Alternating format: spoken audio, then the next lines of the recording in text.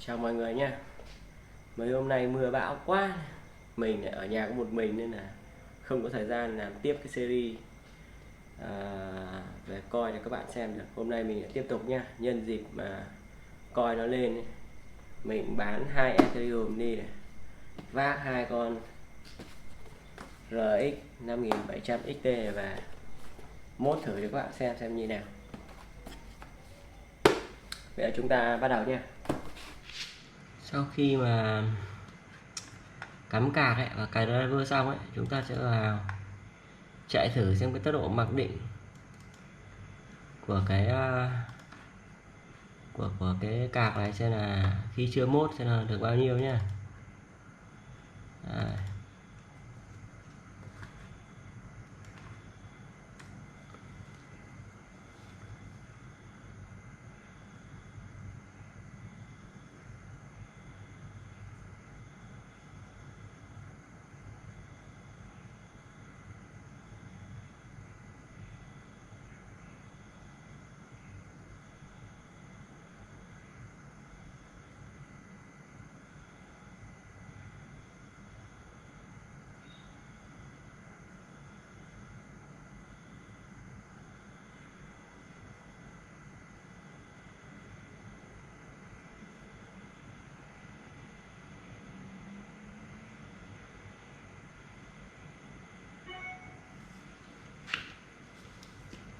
Đấy, các bạn thấy chưa, tốc độ mặc định nếu mà chúng ta chưa mốt ấy thì nó rơi vào tầm 50,56.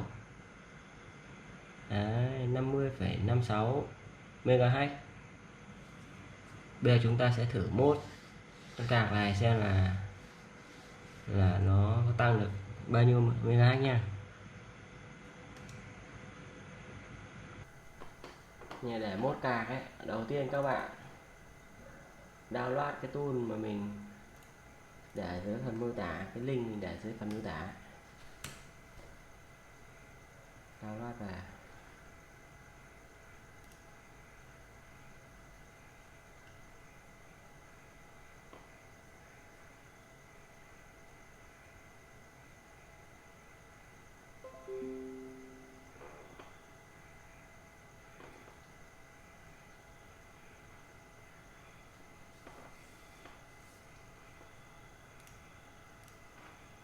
Xong rồi dẫn mình giải lén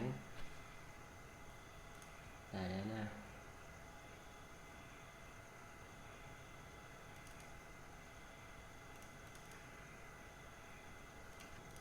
Các bạn gõ Windows R, ấn nút Windows R, gõ CMD, copy đường dẫn của cái thư mục này vừa nãy giải lén ra, gõ lại CD cách,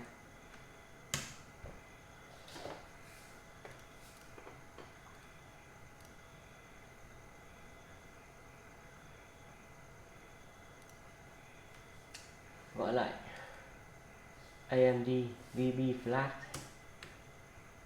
cách trừ y để mình xem là con card của mình nó nhận chưa, và thông tin của nó. Đấy, thông tin mã của nó. Đấy, ví dụ như con card 5700 XT của mình đang ở cái adapter số 0. Đấy, flash là W25Q80 này, room size này. Đấy. Bây giờ mình sẽ phải lưu cái flash gốc lại, cái BIOS gốc lại, bằng cách là gõ lại -S. Không là cái S là xếp này, không là cái thứ tự của cái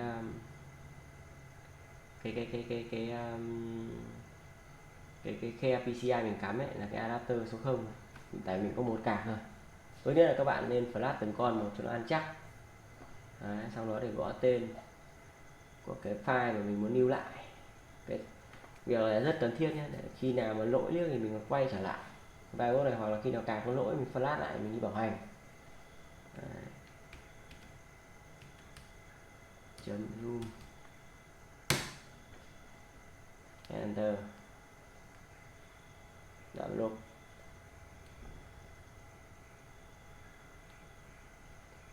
Đấy, nó đã đi lại này. Đấy, bây giờ các bạn nhìn thấy nó có file zoom này. Đấy, nó lưu cùng thư mục luôn này. Đấy, đây ta cứ để cửa sổ này thu nhỏ lại. Bây giờ cài cái phần mềm này lên, RVE.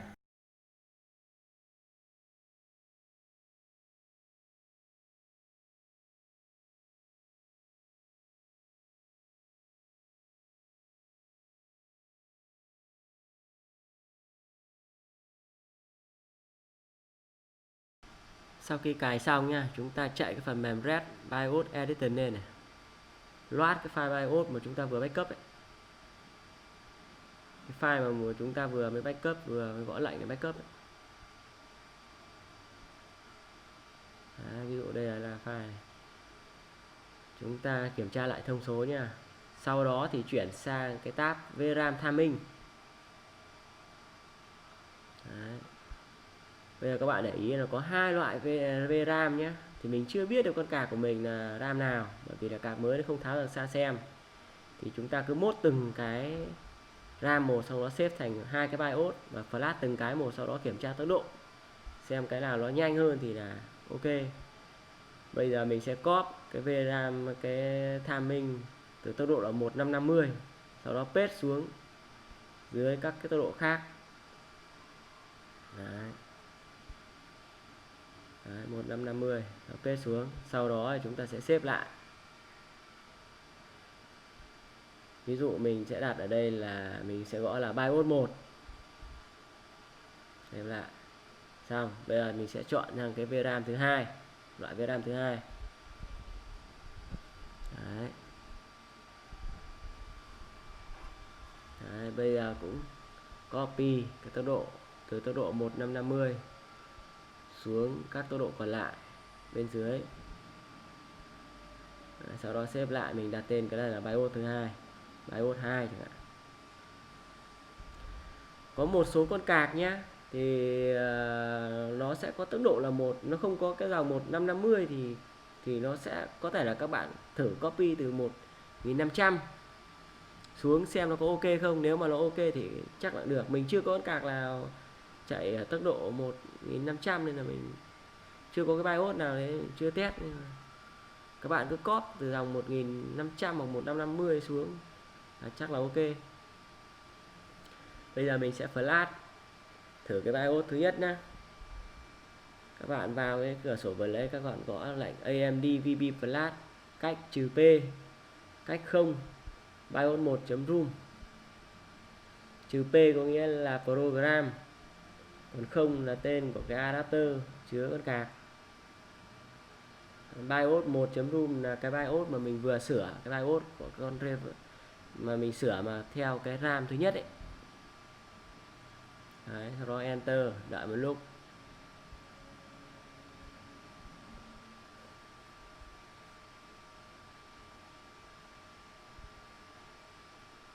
Đấy, nó báo là restart system to complete BIOS update, có nghĩa là xong rồi đấy. Bây giờ các bạn khởi động lại máy để kiểm tra xem tốc độ đã thay đổi chưa.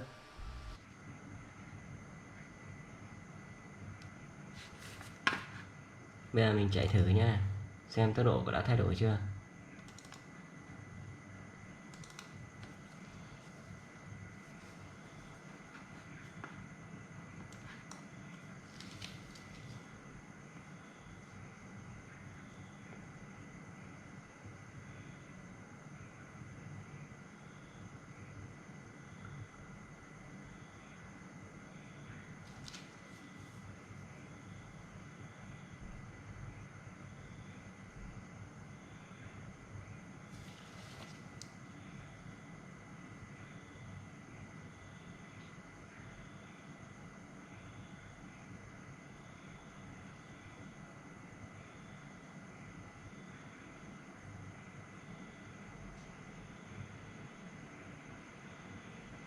Các bạn nhìn tốc độ có vẻ là nó không thay đổi so với trước, chứng tỏ là mình đã flash sai cái RAM.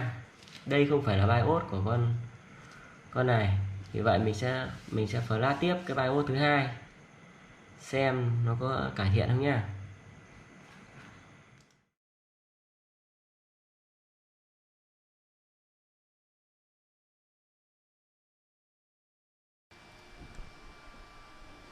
chúng ta cũng sẽ làm giống như cái flash cái BIOS thứ nhất thôi, nhưng mà thay vì cái tên là của cái BIOS thứ nhất ấy, thì mình sẽ chọn là cái BIOS thứ hai. Với lấy mình đặt tên BIOS thứ hai là BIOS 2.room chẳng hạn. Đấy, thì mình sẽ gõ lệnh này AMD VB Flash cách -P cách 0 cách BIOS 2.room, Enter, đợi chút.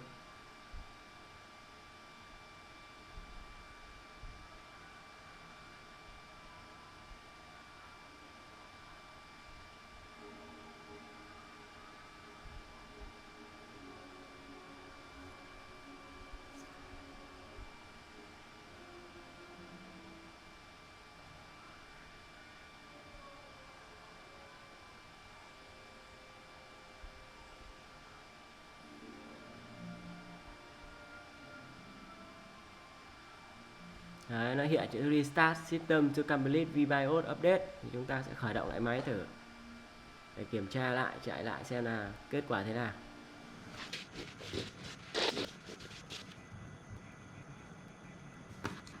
Lại khởi động lên là chúng ta thử lại nha, chạy thử xem tốc độ thế nào.